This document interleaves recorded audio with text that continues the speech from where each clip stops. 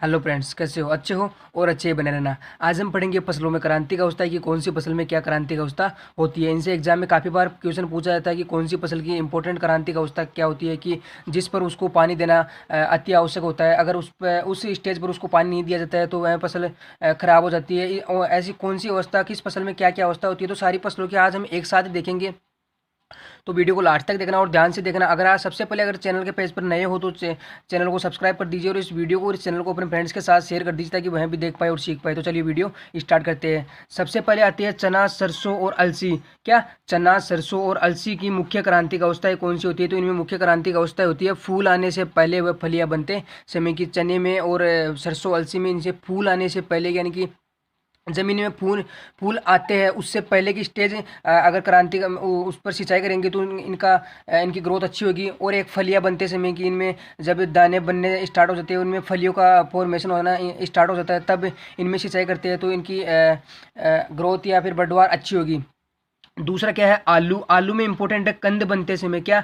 कंद बनते समय की आलू की क्रांतिक अवस्था कौन सी होती है? कंद बनते समय। तीसरा है गन्ना। गन्ना में है रस बनते समय, जिसको बोलते हैं फॉर्मेटिव स्टेज। यह काफ़ी इंपॉर्टेंट है, काफ़ी बार एग्जाम में पूछा हुआ है कि गन्ने की क्रांतिक अवस्था क्या होती है।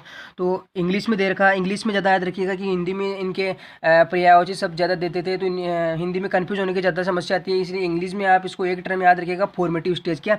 फॉर्मेटिव स्टेज यानी कि रस बनते समय गन्ने की मुख्य क्रांतिक अवस्था है बढ़वार के समय। दूसरी क्या है? बढ़वार के समय। अब है कपास। कपास में मुख्य क्रांति का अवस्था है डोडे वाली शाखाएं बनते समय। क्या? डोडे वाली शाखाएं बनते कपास में मुख्य। जब वो कपास में डोडे बनते हैं तो कपास में जब डोडे बनते हैं तो वो शाखाएं, उन शाखाओं का निर्माण होता है। उस समय अगर कपास में सिंचाई करते हैं तो कपास की बढ़वार या ग्रोथ अच्छी होती है। तंबाकू। तंबाकू में है चुटाई के समय। क्या? चुटाई के समय। अब है मूंगफली। मूंगफली में मुख्य क्रांतिक अवस्था है, यह भी इंपॉर्टेंट है। मूंगफली की क्रांतिक अवस्था है पेगिंग। Pegging stage. पेगिंग क्या होती है? पेगिंग जब मूंगफली में सुइयां बनना स्टार्ट हो जाती है। क्या? मूंगफली में जब सुइयां बनना स्टार्ट हो जाती है तब से लेकर मूंगफली बनने तक अगर हम इसमें सिंचाई करते हैं तो इसकी ग्रोथ अच्छी होती है। अब धान। धान में देखते हैं, धान की इंपॉर्टेंट है कल्ले निकलते समय। क्या? कल्ले निकलते समय कि धान में जब कल्लों का फुटान होने लग जाता है तो धान में अगर क्रांतिक अवस्था करते हैं तो वह काफ़ी इंपॉर्टेंट है। अब मक्का। मक्का भी काफ़ी इंपॉर्टेंट है। मक्का से भी काफ़ी बार एग्जाम में क्वेश्चन पूछा गया है कि मक्का में क्रांतिक अवस्था क्या होती है? तो मक्का की क्रांतिक अवस्था होती है नर मंजरी मंजरी बनते समय। नर मंजरी बनते समय। नर मंजरी को बोलते हैं नर को, नर मादा में मक्का में, सॉरी, मक्का में नर बाग को क्या बोलते हैं? टेसर बोलते हैं। और मादा बाग को क्या बोलते हैं? सिल्क बोलते हैं। तो इसमें क्रांतिक अवस्था क्या होगी? नर मंजरी बनते समय। अब है गेहूं की। गेहूं की क्रांतिक अवस्था काफ़ी इंपॉर्टेंट। गेहूं की क्रांतिक अवस्था में से काफ़ी बार, हर बार जेट एग्जाम में क्वेश्चन पूछा जाता है कि गेहूं की मुख्य क्रांतिक अवस्था है, क्योंकि गेहूं की मुख्य क्रांतिक अवस्था मुख्य क्रांतिक अवस्था पूछे तो होगी क्राउन रूट इनिशिएशन, या कि शीर्ष जड़ फुटाव। फूटान मतलब शीर्ष जड़ फुटाव बनते समय इसको इंग्लिश में बोलते हैं क्राउन रूट इनिशिएशन, जो 21 दिन पर आती है। क्या कितने दिन पर आती है? 21 दिन पर आती है। दूसरी है टिलरिंग। क्या? टिलरिंग। तीसरी है लेट जॉइंटिंग, चौथी है फ्लोरिंग और पांचवी है मिल्किंग, लास्ट है डेप स्टेज। कितनी? डेप स्टेज। गेहूं में 6 क्रांतिक अवस्था होती है, जिसको याद करने की ट्रिक क्या है? सीटी लेट बजी और एफएमडी आ गई। क्या? सीटी लेट बजी और एफएमडी आ गई।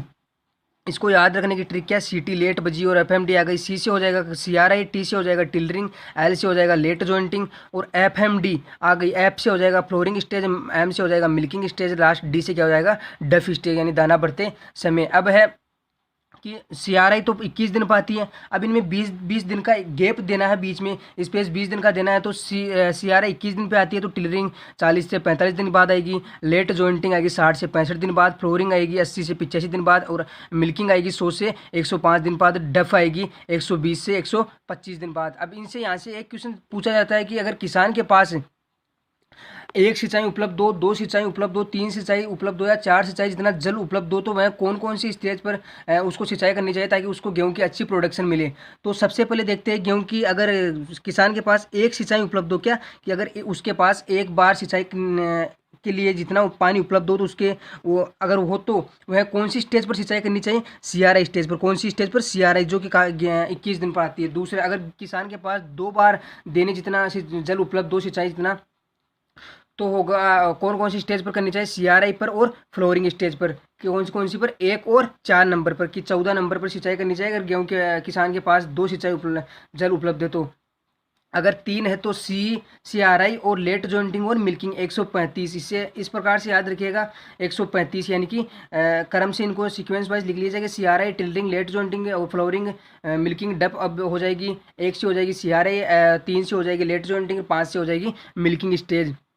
अगर 4 सिंचाई जल उपलब्ध हो तो करनी चाहिए टिलरिंग स्टेज पर, फ्लोरिंग स्टेज पर और मिल्किंग स्टेज पर 2, 4, 5, 245। अगर यह वीडियो आपको पसंद आया तो अपने फ्रेंड्स के साथ इस वीडियो को शेयर करना ताकि वह भी देख पाए और सीख पाए। जय हिंद, जय भारत।